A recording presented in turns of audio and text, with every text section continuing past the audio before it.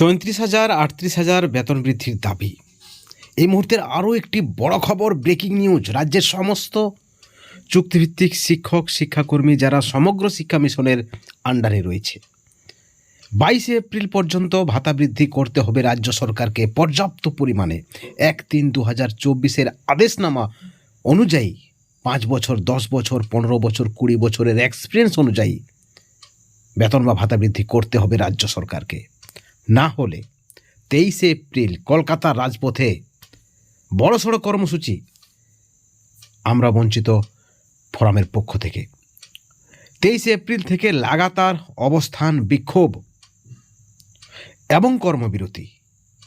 পার্শ্ব শিক্ষকদের নতুন সংগঠন আমরা বঞ্চিত ফোরামের পক্ষ থেকে। এবং এই বিষয়ে মাননীয় শামীম আখতার মহাশয় পরিষ্কার জানিয়ে দিয়েছেন যে আর নয়, মাথা উঁচু করে বাঁচতে হবে। বঞ্চনার অবসানের জন্য তাদের এই কর্মসূচি।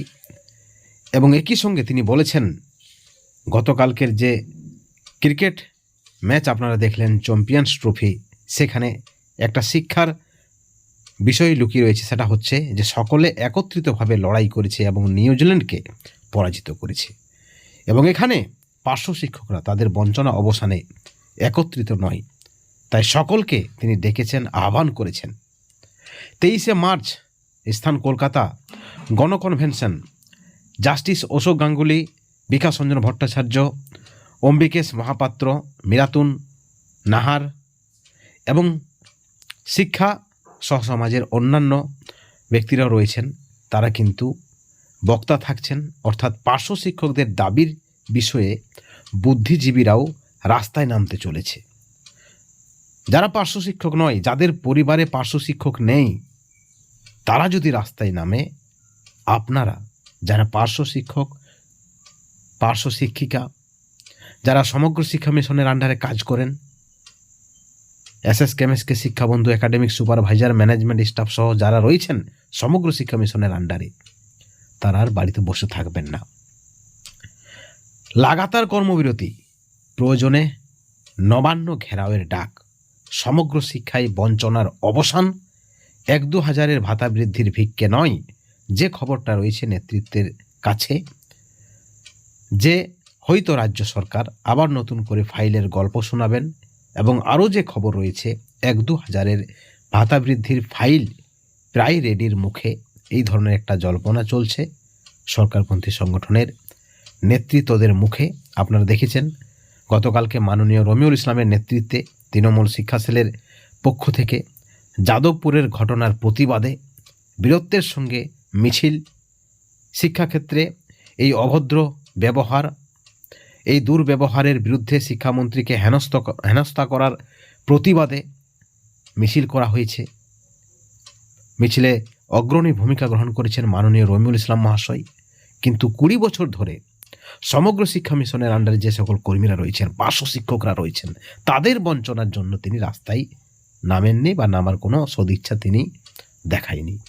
ঠিক এই পরিপ্রেক্ষিতে আপনারা দেখেছিলেন গত 27 তারিখ আমরা বঞ্চিত ফোরামের পক্ষ থেকে একদিনের পেনডাউন কর্মসূচি এবং রাজ্য জুড়ে জেলায় জেলায় ডিপিও এবং ডিএম ডেপুটেশন। এবং তারপরেই সেখানে কিন্তু দ্বিতীয় ইনিংস ঘোষণা করা হয়েছিল এবং সেখানে টাইম দেওয়া হয়েছিল 22 এপ্রিল।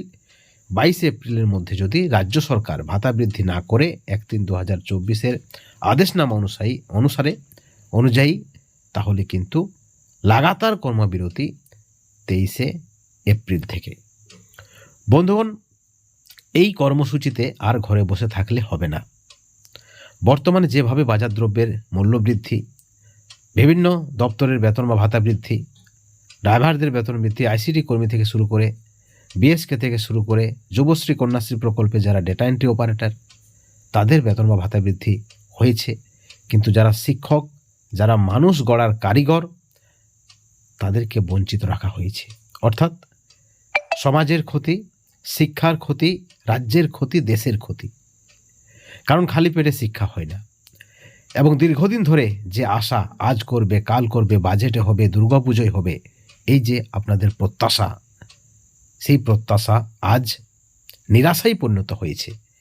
এবং সেই নিরাশা থেকেই মনের জোর নিয়ে নিজেদের দাবির জন্য, দাবি আদায়ের জন্য, নিজেদের বঞ্চনার অবসানের জন্য, নিজেদের হকের দাবি ছিনিয়ে নেওয়ার জন্য এবার কিন্তু পথে নামতে হবে।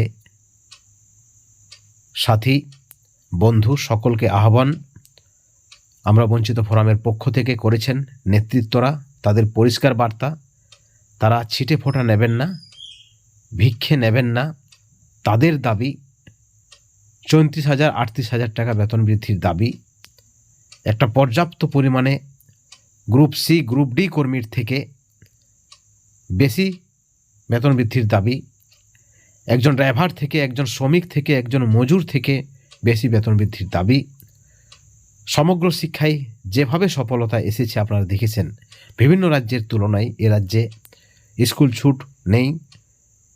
তা সত্ত্বেও যারা স্কুল ছুটের কারিগর, যাদের জন্য সরকারের সম্মান বৃদ্ধি হয়েছে, যারা সরকারের বিভিন্ন প্রকল্পে কাজ করছেন, পড়াশোনার পাশাপাশি নির্বাচনের কাজেও যারা জড়িত, যাদের দায়িত্ব অনেক বেশি যেহেতু স্থানীয়ভাবে তাদের নিয়োগ, তাদেরকে বঞ্চিত রেখে শিক্ষাক্ষেত্রে সামাজিকভাবে ক্ষতি করা হয়েছে বা ক্ষতি করা হচ্ছে। রাজ্য সরকারের সদিচ্ছা একেবারেই নেই। সরকারপন্থী নেতৃত্বরা যারা রয়েছেন তারা তাদের দাবিটা সরকারের কাছে তুলে ধরতে পারেনি, তারা চাপলুসি করছেন, যেমনটা মনে করছেন আমরা বঞ্চিত ফোরামের নেতৃত্বরা। কারণ তারা যদি শক্তিশালীভাবে, স্ট্রংভাবে দাবিটা রাখতেন, তাহলে আজকে একজন পার্শ্ব শিক্ষকের, একজন এসএসকে এমএসকের, একজন শিক্ষা বন্ধুর বেতন বা ভাতা 2025-এ দাঁড়িয়ে 10,000-12,000 টাকা হতো না। বিনা চিকিৎসায় মরতে হতো না এই সকল অভাগা, বঞ্চিত, চুক্তিভিত্তিক শিক্ষক শিক্ষাকর্মীদের। একের পর এক মৃত্যুর খবর আপনারা দেখেছেন, আমরাই আপনাদেরকে আগের ভিডিওতে দেখিয়েছি। একজন পার্শ্ব শিক্ষক অসহায়ভাবে বিনা চিকিৎসায় মারা গেছেন। কিন্তু তারপরও শিক্ষামন্ত্রীর গায়ে লেগেছে, শিক্ষামন্ত্রীকে হেনস্থা করা হয়েছে, তার জন্য নেতৃত্বরা রাস্তায় ঝাঁপাচ্ছেন, চিৎকার করছেন জোর গলায়।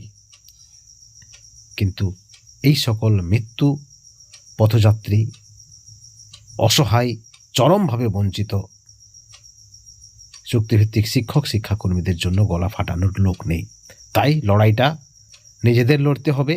এই লড়াই প্রত্যেকের লড়াই। এই লড়াই শুধুমাত্র কোনো সংগঠনের বা নেতৃত্বদের নয়, এবং এই লড়াই কোনো রাজনৈতিক লড়াই নয়। এই লড়াই পেটের লড়াই, ভাতের লড়াই। বন্ধুগণ, এই ভিডিওর পরিপ্রেক্ষিতে অবশ্যই আপনারা আপনাদের সুচিন্তিত মতামত চ্যানেলের কমেন্ট সেকশনে কমেন্ট করে জানাবেন। সকলে ভালো থাকবেন এবং পরবর্তী আপডেটের জন্য অবশ্যই চ্যানেলে নজর রাখবেন। Thank you so much.